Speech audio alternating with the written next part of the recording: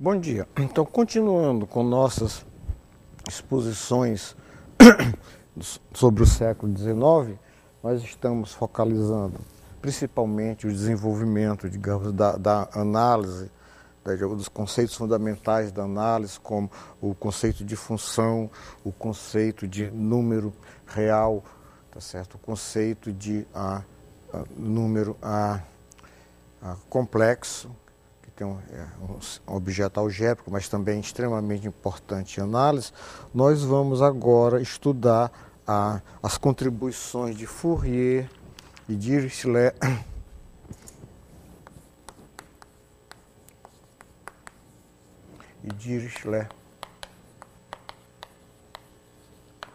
para a evolução e clarificação do conceito de função.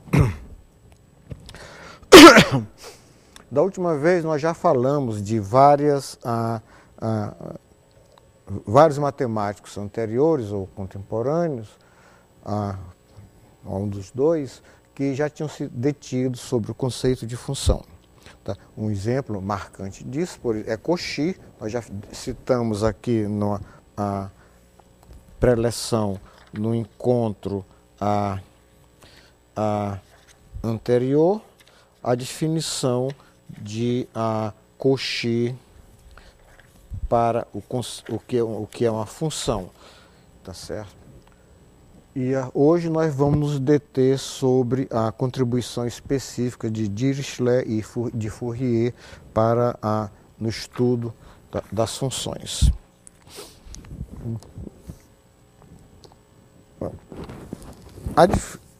A contribuição de Cauchy, falando um pouco antes, Cauchy foi contemporâneo de Fourier, né? Fourier viveu de 1768 a 1830 e Cauchy viveu de 1789 a 1857. Dirichlet, que tem um nome imponente de Johann Peter Gustav Lejeune Dirichlet, nasce um pouco depois dos dois. Dirichlet nasce em 1805 e vive até 1859. Tá certo? Uma vida curta.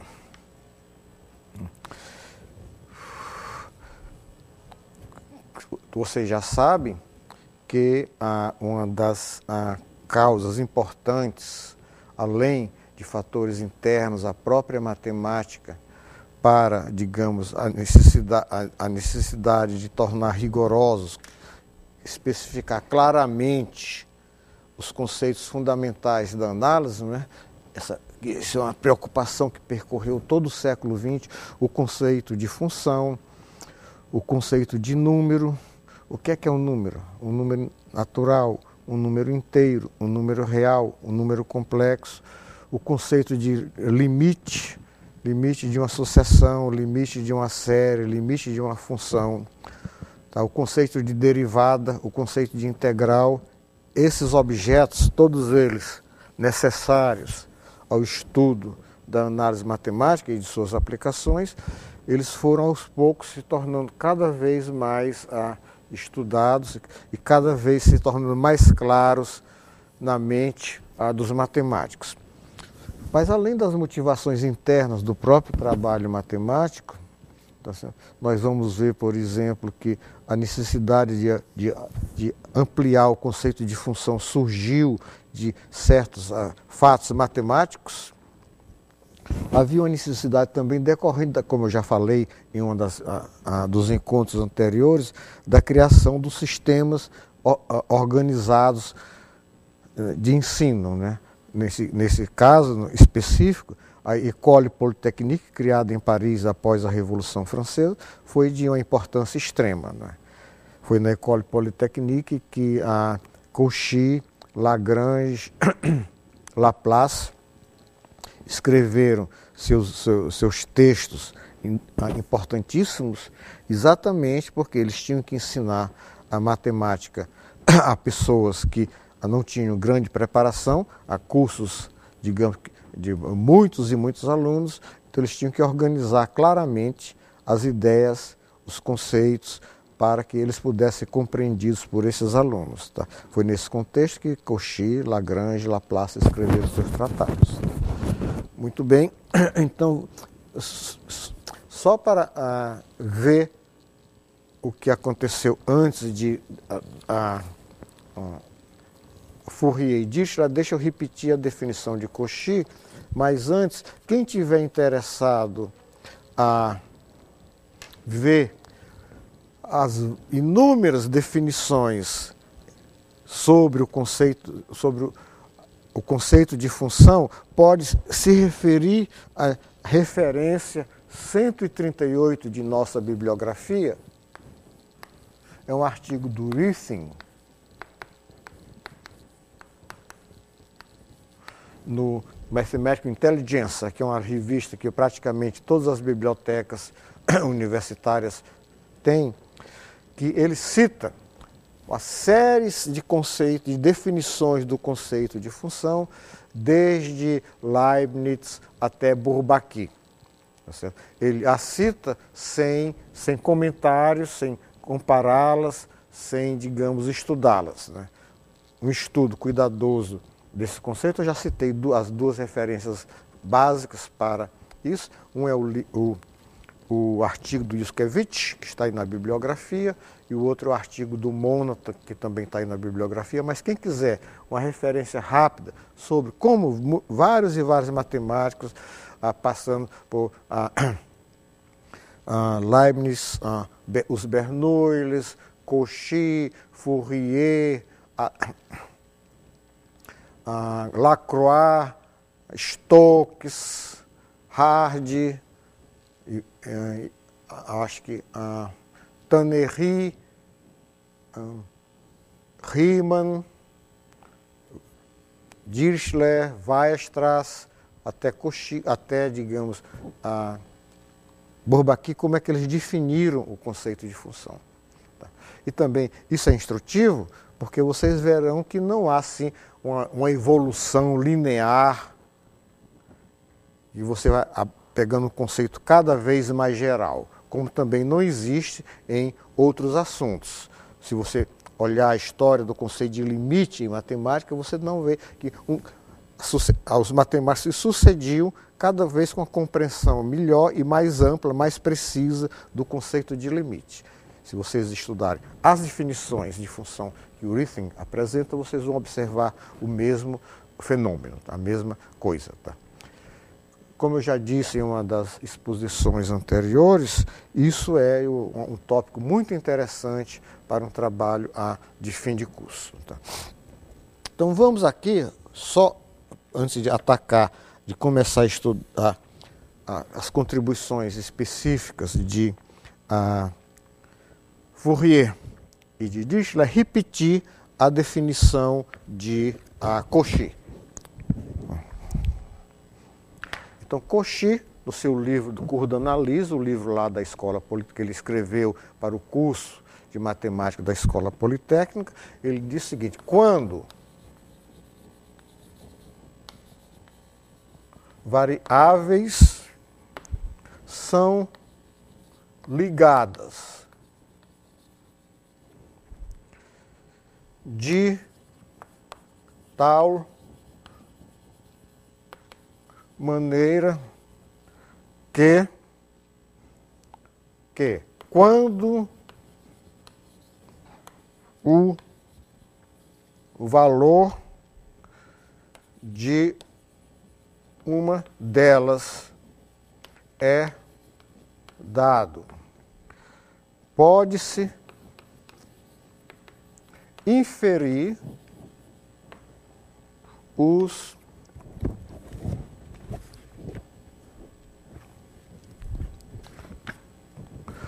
valores das outras, concebemos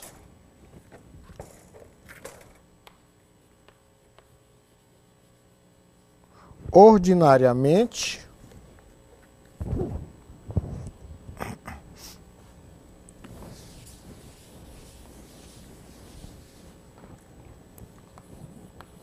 ordinariamente estas várias quantidades como expressas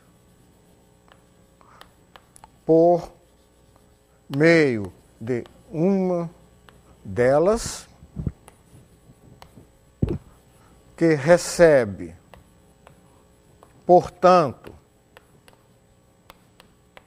o nome de variável independente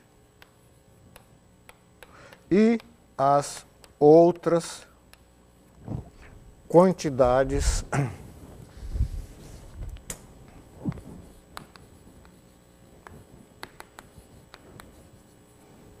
expressas por meio da variável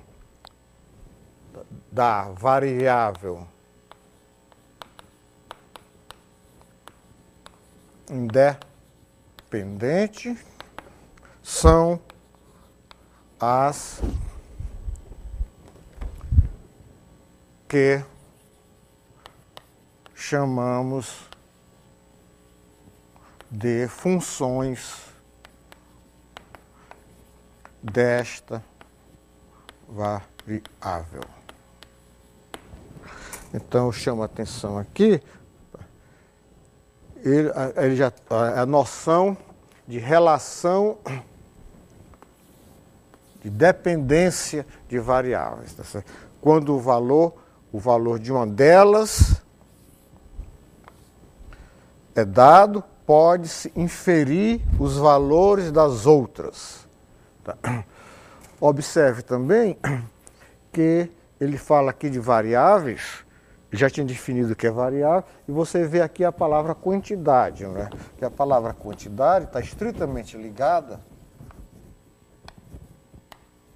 com grandeza, tá certo?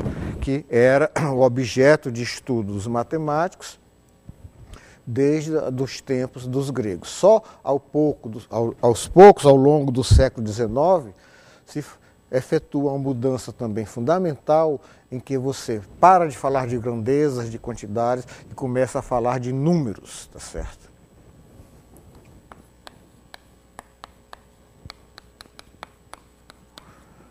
Tá. Então, a função real de uma variável real transforma números em números. Ela não transforma quantidades e grandezas em quantidades e grandeza, em quantidades ou grandeza. Ela transforma números em números. Ao fim do século XIX, esse contexto estava definitivamente firmado. A análise lidava com números reais ou complexos e lidava com funções. Nós já citamos, numa dessas nossas conversas passadas, a opinião de um matemático francês sobre essa virada na qual o conceito de função, e ele repousa, o conceito moderno de função repousa sobre o conceito de número, deu à matemática, uma maneira diferente de ver a matemática. Tá? Muito bem. Então, o que fez Cauchy já tinha também mostrado, né, por exemplos, tudo, etc., que aquele conceito, o conceito euleriano de função era muito restritivo, mas mesmo assim, Cauchy, na prática, embora ele tivesse, digamos, enunciasse esse conceito de uma forma bem geral, na prática ele queria dizer o que ele faz, na prática dele, as funções ainda eram representadas por expressões analíticas. Então, qual é a situação? O que é que Fourier faz?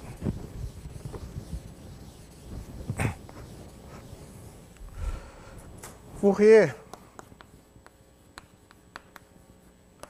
ele escreveu um trabalho sobre a propagação do calor, né? Todo mundo sabe disso, que as ideias sobre séries de Fourier dele, né, estavam contidas nesse seu trabalho.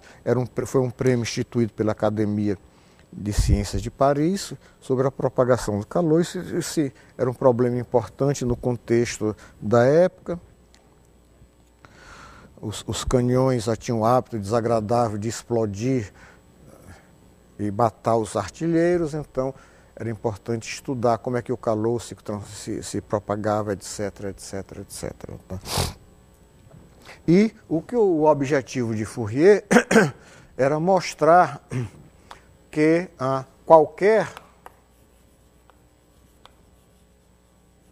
esse qualquer levou muito tempo de estudo, isso foi preocupação de Cantor, etc, etc, e outros matemáticos, para se definir exatamente o que é o qualquer função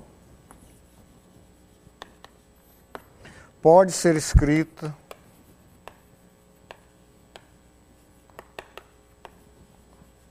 como uma soma de senos e cossenos. É o que nós chamamos hoje de série de Fourier, tá certo? Que é o estudo da série de Fourier e suas generalizações. A análise harmônica é um tópico importantíssimo de análise moderna, tá certo? Extremamente importante na teoria e nas aplicações. Então, o que Fourier pretende mostrar é que, dada uma função, então, para todo x, as noções de convergência de séries de funções eram muito vagas ainda, muito confusas na época, né?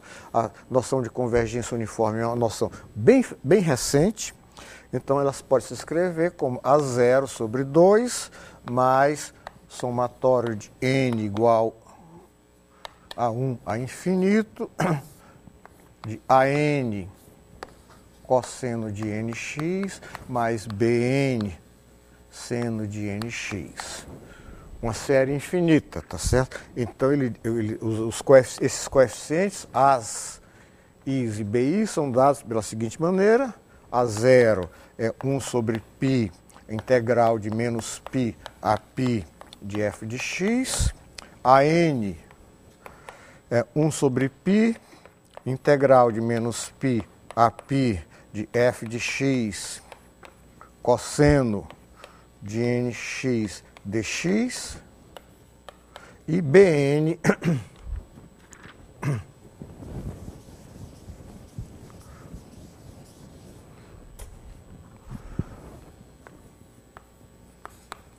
é 1 sobre π, integral de menos π a π de f de x, seno de nx dx. Tá certo? Então ele desejava mostrar isso. Os historiadores relatam que o trabalho de Fourier era extremamente confuso, ideias muito pouco precisas. Os examinadores da Academia de Ciências reconheceram, digamos, a originalidade e o valor do trabalho, mas que, essencialmente, ele era muito pouco claro. Os conceitos, a maneira de expô-los, tudo. Isso aqui é uma transcrição, é uma leitura moderna do que Fourier queria fazer. Então, para fazer isso, ele tinha que olhar para certas integrais. Ele faz integrais definidas em um certo intervalo, que correspondem a cálculo de áreas, tá certo? Então ele foi levado a estudar quando é que uma função é integrável, tá certo? E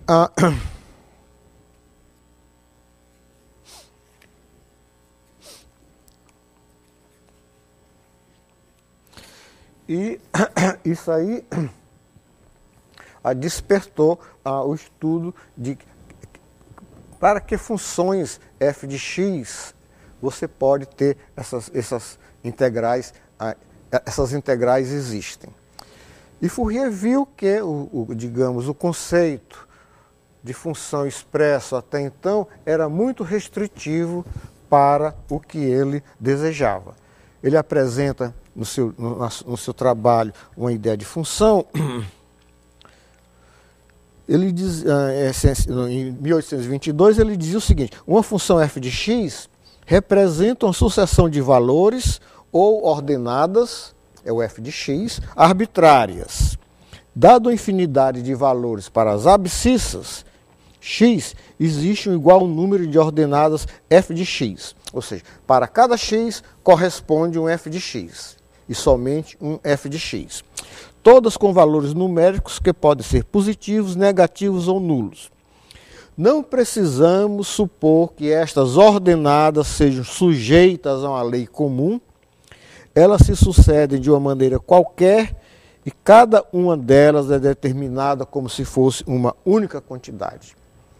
Ou seja, ele está liberando o conceito de função dele de amarras, de expressões analíticas, de ser representado por uma única expressão analítica, de você, aquela ideia vigente até então, que se duas funções coincidem em um intervalo, elas coincidem em todo o seu domínio. Essa definição de Fourier rompe com tudo isso, tá certo? Não precisamos supor que estas ordenadas sejam sujeitas a uma lei comum, elas se sucedem de uma maneira qualquer. Tá certo? Ou seja, é possível até que você não consiga exprimi-las por uma expressão analítica. Muito bem. Então, isso aí, digamos, foi uma maneira de mais uma generalização do conceito de função, tá certo? O estudo das séries trigonométricas levou inevitavelmente Fourier a considerar, obrigou a considerar funções, digamos, mais gerais. Logo depois, nós temos Dirichlet.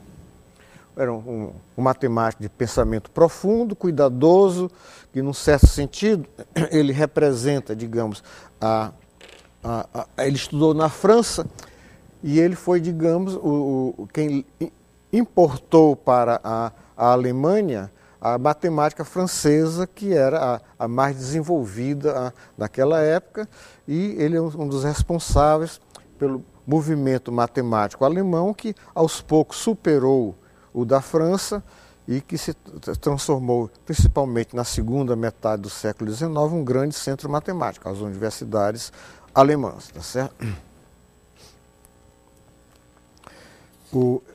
Dirichlet, então, refletindo cuidadosamente sobre o conceito de função, as várias definições apresentadas, e estudando esse problema, em que condições eu tenho a integrabilidade dessas funções, o que tem que ser f de x para que a integral de f de x exista. Fourier surpreendeu os matemáticos introduzindo uma função que ela é descontínua em todos os pontos, não é integrável, você não pode traçar, digamos, o gráfico dela. Ele achava, na época, que ela não podia ser representada por uma expressão analítica. É a famosa função de Dirichlet, que data de 1829, ela é definida da seguinte maneira. É a função característica dos números racionais. Ela é 1 para x pertencente a R, para x pertencente a Q, para todo número real. E é 0 se x pertence a R menos Q.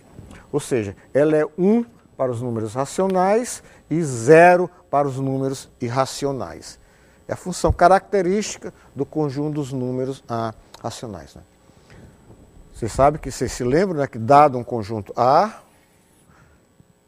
e um subconjunto B, existe a função característica de B, definida da seguinte maneira. F de B em x é 1 se x pertence a B, e f de b em x é zero se x pertence ao complementar de b, a menos b. Então o que ele fez foi simplesmente, isso aqui também, isso é uma leitura bem posterior a Fourier. Nessa época não se falava em função característica, essas coisas que são familiares para a gente hoje. Então essa definição realmente chocou, porque ela é diferente de tudo que se pensava sobre função até então. Observe o seguinte, Dirichlet achava que essa função não tem, digamos, não pode ser representada por uma expressão analítica. Tá? Hoje a gente sabe, logo depois foi descoberto, né, que em verdade ela pode ser escrita da seguinte maneira: f de x é o limite quando k tende para infinito, é um limite duplo quando j tende para infinito, de cosseno de k fatorial πx elevado a 2aj.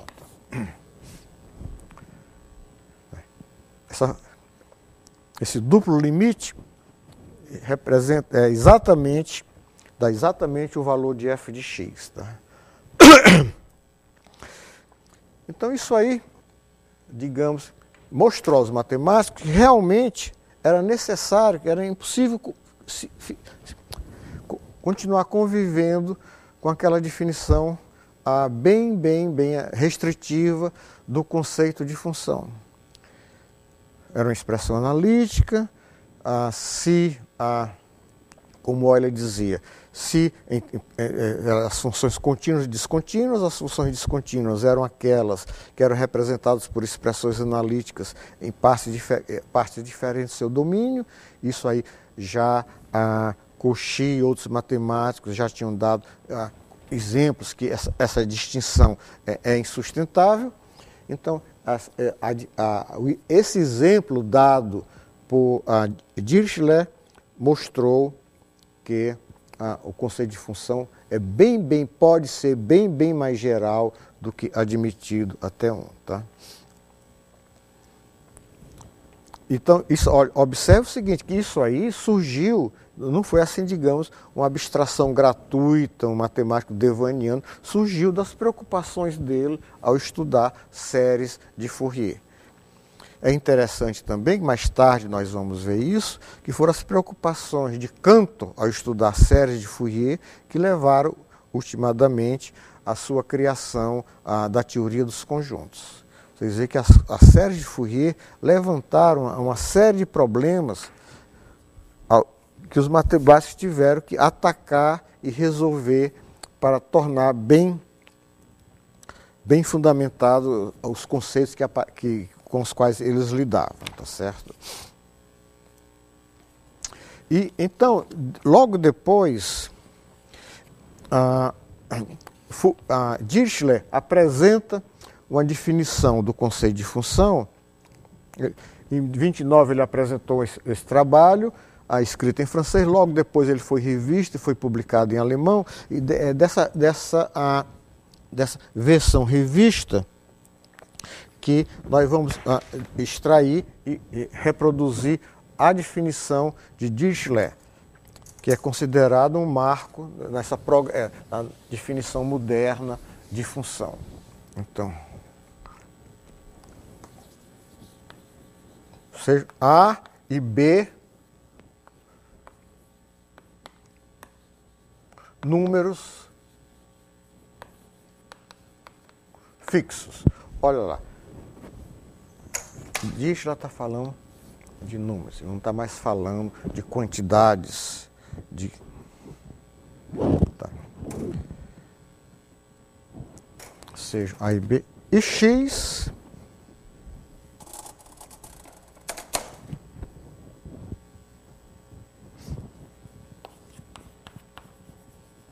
uma variável que recebe sucessivamente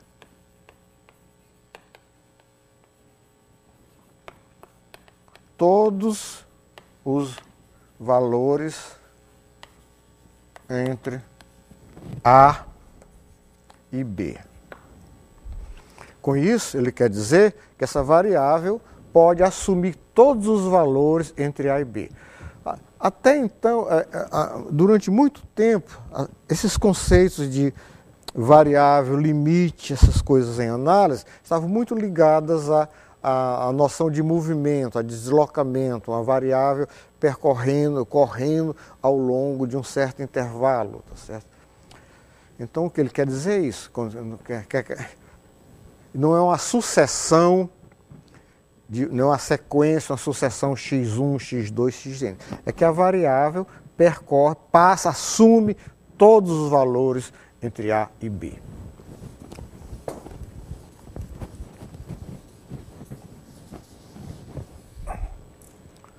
Então ele continua dizendo o seguinte: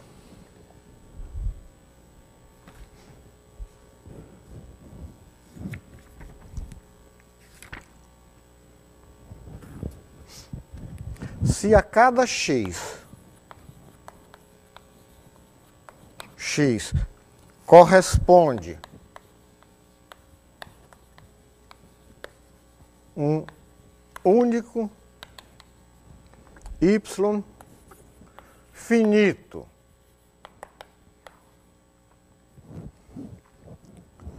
então ele continua aqui, porque em verdade ele quer definir função contínua, tá certo? Então eu não vou reproduzir essa parte de função contínua, e vou pular para o fim da definição dele. Ele diz: para isto não é obrigatório em absoluto nem que y dependa de x de acordo com uma mesma e única lei,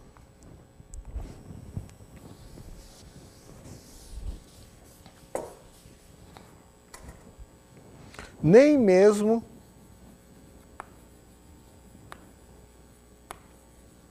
que seja possível que seja representada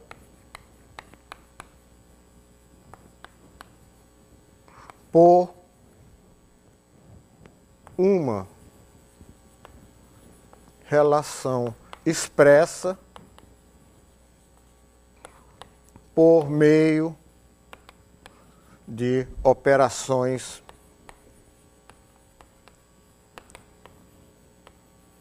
matemáticas. Então, repetindo, sejam A e B, como o trabalho dele era essencialmente para trabalhar com integrais em intervalos, a B ele estava lidando com séries de Fourier, ele está se restringindo a funções definidas em um intervalo, tá certo? X é uma variável, ela pode assumir, ou seja, ela assume todos os valores desse intervalo, se a cada x corresponde um único y finito. Para cada x você tem cada número real x, você tem um número real y. Então, não é obrigatório, em absoluto, nem que y dependa de x de acordo com uma mesma e única lei. Já havia exemplos de funções que podiam ser descritas por várias leis. Cauchy já tinha apresentado esses exemplos desse tipo, vários matemáticos já tinham apresentado exemplos desse tipo, né? Nem mesmo, mais geral ainda, nem mesmo que seja representada por uma relação expressa por meio de operações matemáticas. Ou seja, é possível que não haja uma expressão analítica que expresse a relação entre y e x. Tá?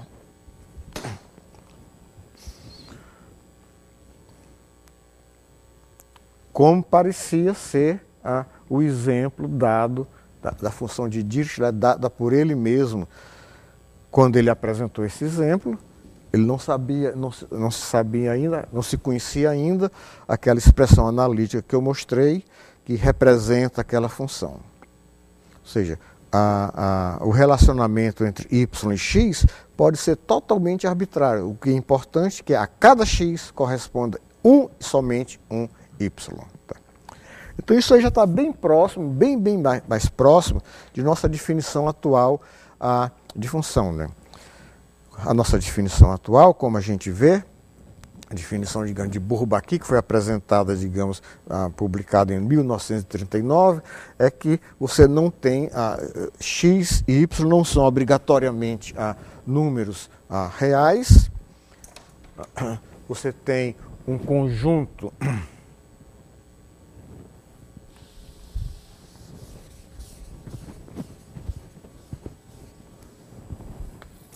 A chamado domínio, conjunto B chamado contradomínio, uma função de A em B é uma correspondência, uma relação que a cada valor de A, em cada elemento de A, que eu estou chamando, a cada elemento de A corresponde um e o único elemento de B. Mas você vê que se você restringir A ao intervalo AB, como feito por Dirichlet, e B o conjunto dos números reais, isso é exatamente a definição proposta por Dirichlet. Qualquer dos nossos alunos hoje sabe que não há necessidade de uma representação analítica para definir uma função.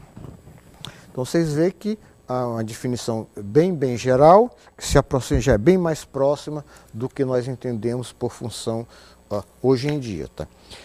E isso aí, então,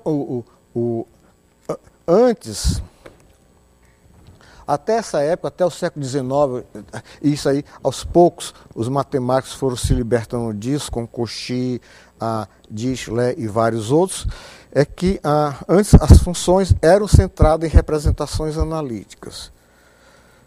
Com essa evolução gradual e fundamental, as funções deixaram de ser representadas por expressões analíticas, elas eram olhadas em si mesmas e você passava a estudar certos tipos de função. Você tinha as funções diferenciáveis, as funções contínuas, tá certo? As funções integráveis, as funções semicontínuas, as funções de Baire, uma série de funções com propriedades claramente definidas, que isso aí fez uma mudança de ponto de vista fundamental em análise e que permitiu avanços muito significativos e muito rápidos. Tá certo? Com essa apresentação de Dirichlet e dos trabalhos, isso é uma simples introdução, uma apresentação como essa não pode fazer justiça à profundidade das ideias expostas por eles, isso não é a função de uma apresentação assim televisionada. A gente encerra essa parte e depois vamos ver como é que os matemáticos, Cantor, Dedekind e outros, continuaram com essa contribuição para clarificar bem não só o conceito de função, mas o conceito de número, tá certo? O conceito de número real. Tá? Observe também, como eu já falei uma vez em uma dessas palestras anteriores, nós estamos nos centrando num desenvolvimento extremamente importante da análise do século XIX e XX. Houve outros desenvolvimentos em matemática também extremamente importantes. Eu já citei aqui, um foi, digamos, a percepção da álgebra como estudo das estruturas, que foi iniciada pelos algebristas ingleses, tá certo? Outra foi, digamos, a axiomatização da geometria, isso foi conseguido por David Hilbert e seus alunos no fim do século XIX, aquele famoso trabalho, Os Fundamentos da Geometria. Outro fato extremamente importante em matemática no século XIX, digamos, foi a renovação e, digamos, a explosão da geometria projetiva e, digamos, a descoberta das geometrias não euclidianas. Então, em verdade, o século XIX representa uma verdadeira revolução em matemática, que mudou não só as práticas matemáticas, mas o que é matemática. Tá certo? Houve uma grande virada no século XVII, da qual os matemáticos se afastaram definitivamente dos cânones gregos, certo? Com a descoberta, a introdução dos métodos analíticos, a geometria analítica introduzida por Descartes e Fermat. Eu já citei para vocês que o historiador da matemática Mahoney considera isso o fato mais significante do século XVII em matemática, tá certo? Mesmo reconhecendo toda a importância da introdução do cálculo, a grande mudança foi digamos, a matemática passou a ser dominada pelos métodos analíticos e no século XIX, digamos, uma nova, digamos, rearrumada na matemática ao longo dessas linhas mestras que eu citei aqui. Obviamente, num livro-texto, você não pode tratar de tudo isso, a não ser que fique poucas páginas dedicadas a cada tópico, o que não é a intenção desse texto, tá certo? Então a gente encerra isso hoje por aqui e a próxima palestra que eu darei será exatamente sobre a contribuição de Cantor e Dedekind para, digamos, a construção dos números reais.